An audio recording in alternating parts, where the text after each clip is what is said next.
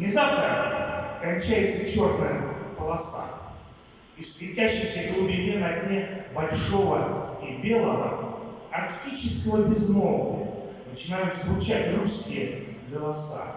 Поначалу тихо, как-то не смело, но не так долго, постепенно все громче, в них еще чувствуется печаль. Мы так долго молчали, шестеренки веков поскрипывают, словно кто-то достал из серванта пыльный хрусталь и накрыл на стол, и при этом украдкой всхлипывает. Ведь придут не все, доживут не все, доползут не все. И зияют места пустые, бойниц глазницами, смерть по русскому полю катится на чертовом колесе между школами и больницами Мелитополя, Харькова, Горловки, напролом в обожженные руки раненого Мариуполя.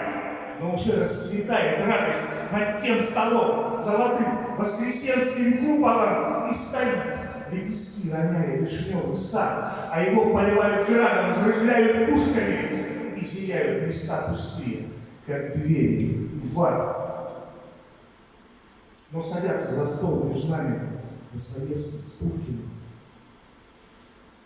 И смеется Бродский, и Лермонтов снова юн.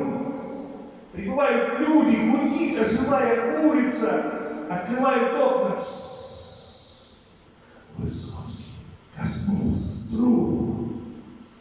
Петр Ильич благосклонно молчит и на солнце жмурится. Да и бог с ней, пусть у ног окорком корчится черная полоса, и под визг снарядов срывается в междометия, но звучат все громче, звучат все крепче русские голоса, и уже не гаснет вечный огонь бессмертия.